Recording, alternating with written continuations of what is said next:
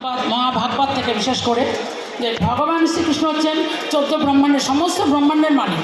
সেই ব্রহ্মাণ্ডের ভগবানের সমস্ত শরীর থেকে বিন্দু বিন্দু দিয়ে সমস্ত জীবের সৃষ্টি। তথাপি আমরা যাদব বংশ কোথায় থেকে উদ্ভূত হয়েছে সেই সম্বন্ধে একটু আমি আর কি শ্রবণ করব। তো এখানে হচ্ছে আমাদের পুরাকালে এই ভারতবর্ষে একজন খুব ধার্মিক রাজা ছিলেন, তার নাম হচ্ছে নহুষ। সেই নহুষের পুত্র হচ্ছে যযাতি। যযাতির দুজন স্ত্রী ছিলেন, একজন হচ্ছে দেবযানী শুক্রাচার্যের কন্যা, দৈত্যগুরু শুক্রাচার্যের কন্যা, আর একজন হচ্ছে একজন দৈত্য অধিপতির কন্যা। তো দেবযানীর গর্ভে দুটো সন্তান ছিল, তার জ্যেষ্ঠ সন্তানের নাম হচ্ছে যদু। এই যদু থেকে কিন্তু যদুবংশের উৎপত্তি। এই যদু হচ্ছে চন্দ্রবংশীয় রাজা। এই চন্দ্রবংশীয় রাজা যদুর থেকেই আমাদের ভগবান শ্রীকৃষ্ণ অর্থাৎ আমাদের পরম কুল, আমাদের পরম পিতা এই মর্তভূমিতে আবির্ভূত হয়েছিলেন। তিনি সমস্ত বড় বড় ক্ষত্রিয় রাজা তখনকার দিনে ছিলেন, কিন্তু তিনি বেছে নিয়েছিলেন শূরসেন নামক একজন ধার্মিক রাজাকে।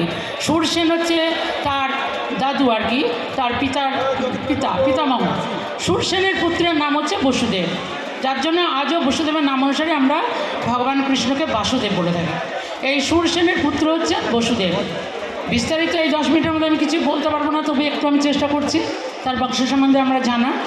বসুদেবের পুত্র হচ্ছেন শ্রীকৃষ্ণ, বলরাম শ্রীকৃষ্ণ। তো শ্রীকৃষ্ণ ভগবান উনি পৃথিবীতে যতবার অধর্মের হানা হয়েছে তখনই কিন্তু উনি আবির্ভূত হয়েছেন।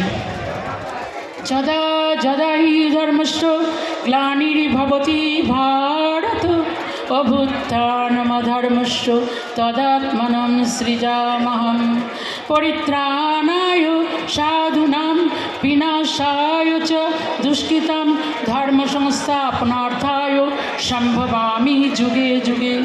উনি বহুবার যখন এই পৃথিবীতে অধর্ম অনাচার দেখেছেন তখনই উনি স্বয়ং আবির্ভূত হয়েছেন, কিন্তু সেই আবির্ভাবের সময়গুলো ছিল অবতার। আর স্বয়ং 18 কলায় পরিপূর্ণ পরম ব্রহ্ম গোলক অধিপতি, সেখান থেকে তিনি এই মর্তভূমিতে নেমে এসেছিলেন কংসের কারাগারে বসুদেব এবং দেবকীর গর্ভ তো বলা যাবে না, তিনি ছিলেন অজনী সম্ভবা, ওনাদের কাছে তিনি এসেছিলেন। তো সেখান থেকে আমাদের এই যদুকুলের উৎপত্তি। আমরা বিস্তারিত এখন আমাদের সময় নেই, বলতে পারছি না। শ্রীকৃষ্ণের যে জীবনাচার জীবনটা ছিল, সেই জীবনের মধ্যে যে শেষ পরিণতি ছিল তার, তিনি যখন অন্তর্ধান হন বা মহাপ্রয়াণ ঘটান তখন তিনি কিন্তু জরাবেদের হাতে তিনি তার মহাপ্রয়াণ ঘটিয়েছিলেন, কারণ তার ভক্তকে কথা দিয়েছিল। এটা ত্রেতাতে রাম যুগে অঙ্গদকে কথা দিয়েছিলেন, বালিকে তিনি নির্মমভাবে হত্যা করেছিলেন অন্যায় করে বলে তিনি এই কথা দিয়েছিলেন। তো যদুবংশ ধ্বংস হয়েছিল গান্ধারীর অভিশাপ, তা নয়, ভগবান ধরিত্রীর বুকে এত অন্যায় অত্যাচারের জন্য তিনি আবির্ভূত হয়েছিলেন। কিন্তু পরবর্তীতে তিনি দেখলেন যে তিনি তার এত বংশ বিস্তার করে চলেছেন যে এখানে পৃথিবীর ভূভার বহন করা কঠিন। তাই তিনি কী করেছিলেন, তার ইচ্ছাতেই যদুবংশ ধ্বংস হয়েছিল। তো যদুবংশ ধ্বংসের জেলে কথা বলা যাবে না।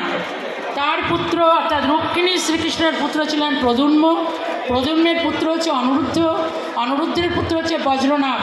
সেই বজ্রনাভ থেকে আমরা যত যদুবংশী আছি প্রত্যেকে কিন্তু সেই বজ্রনাভের আমরা হচ্ছি উত্তরসূরি। তো হচ্ছে সেইখানে আমরা হচ্ছে আমরা যাদব ক্ষত্রিয়, এবং যারা অন্যান্য জাতিও রয়েছে তারাও ভগবানেরই সন্তান, তারাও অন্য কিছু নয়। সেখানে আমি তাদেরকে কিছু খারাপ বলতে চাচ্ছি না, তবে আমরা যদুবংশটা কিন্তু এইভাবে বজ্রনাভ থেকে আমরা এই সমস্ত যদুকুলের বিস্তার ঘটেছে। এখানে আমি একটু যেটুকু আর 10 মিনিট সময় আছে আমি একটু উদ্ধব গীতা সম্বন্ধে বলব। ভগবান শ্রীকৃষ্ণের জীবনাচার্যটা সবাই জানা, আমি বিস্তারিত এটা আমার সম্ভব নয় বলা। যখন ওনার মায়া প্রয়াণ ঘটে তখন উনি স্মরণ করেন পরম ভক্ত উদ্ধবকে। উদ্ধব ছিলেন এই যাদব বংশীয়, ওনার কুল্লতাত অর্থাৎ ওনার বাবার কাকার ছেলে। উদ্ধব অনেকটা কৃষ্ণের মতোই দেখতে ছিলেন, আর উদ্ধব ছিলেন পরম ভক্ত ছিলেন। তিনি যখন শ্রীকৃষ্ণ জরাবেদে বিতরণ করা হয়েছিল প্রয়াণে যাবেন তখন এসে উপস্থিত হন। যখন উপস্থিত হয়েছেন তখন কৃষ্ণ বলছেন, উদ্ধব, সারা জীবনে আমি এতদিন যে জীবনাদর্শ আমার 125 বৎসর, আমি অনেককেই বরদান করেছি, তুমি তো আমার কাছে কিছু কোনো দিন চাওনি। তখন উদ্ধব বলেছে, আমার তো চাওয়ার কোনো প্রয়োজনই হয়নি, আমি তো তোমার সঙ্গ পেয়েছি, এটাই তো আমার সব থেকে বড়। তা বলেছে, না তুমি আজকে কিছু চাও। তখন উদ্ধব বলছেন, আমার কিছু প্রশ্ন রয়েছে, সেই প্রশ্নের উত্তরগুলো আমি চাই, আর কিছু না। ভগবান তখন বললেন, হ্যাঁ তুমি বলো, অবশ্যই তোমার প্রশ্নের উত্তর দেব। তখন উদ্ধব বললেন, আচ্ছা ভগবান, আপনি বলেছেন ভগবান তিনি তার ভাইপোকে ভগবানই বলে সম্বোধন করতেন, প্রভু বলেই সম্বোধন করতেন। প্রভু, তুমি আমাকে একটা কথা বলো, তুমি যে দাপর যুগ সম্পূর্ণ করে তুমি প্রস্থান করছো, তাহলে এই যে পরবর্তী দিন থেকে কলি প্রবেশ করবে, তাহলে কলির সাধুজন কি করে বাঁচবে এই কলিতে, তার উপায়টা কী? তখন উনি বললেন, দেখো আমি প্রস্থান করছি, কে বলেছে তোমাকে?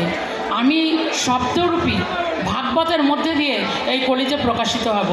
অর্থাৎ ভাগবত গ্রন্থটা কিন্তু গ্রন্থ নয়, প্রত্যেকটা শব্দ হচ্ছে ভগবানের অংশ, ভগবানের সমস্ত আত্মা দিয়ে এই ভাগবত কিন্তু সৃষ্টি হয়েছে, যেটা ব্যাসদেব রচনা করেছিলেন। তো ভগবান বলেছিলেন যে এই কলিতে ভাগবতের মধ্যে দিয়ে আমার প্রকাশ ঘটবে, অর্থাৎ ভাগবত হচ্ছে স্বয়ং ভগবান শ্রীকৃষ্ণ। দ্বিতীয়ত রয়েছে আরও বিস্তারিত, যেটা জগন্নাথদেবের এখন মূর্তি পুরিতে রয়েছে।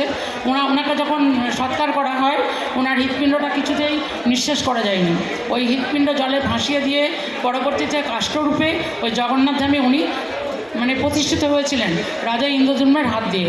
শুধু অনেক বিস্তারিত কাহিনী, এই বিষয়গুলো একটু বলতে গেলে 3 ঘন্টা লাগে, 20 মিনিটে আমার তো আর কিছু করার নেই, এখানে আমি বিশ্রাম দিচ্ছি। তো হচ্ছে জয় যাদব, যাদব শ্রেণী জাগো, আরও এই যে এত সুন্দর মহাসভা তৈরি হয়েছে, এই সবাই এসে আনন্দ উপভোগ করছে, এবং ভগবানের কী বলবো আর কি, এটা একটা বড় কৃপা আমাদের পাওয়া, যেটা আমরা এখন পাচ্ছি। ওনারা যেন আরও সুন্দর করে উৎসব করে সবাইকে আনন্দ দান করতে পারেন, এই বলে আমি বিশ্রাম রাখছি।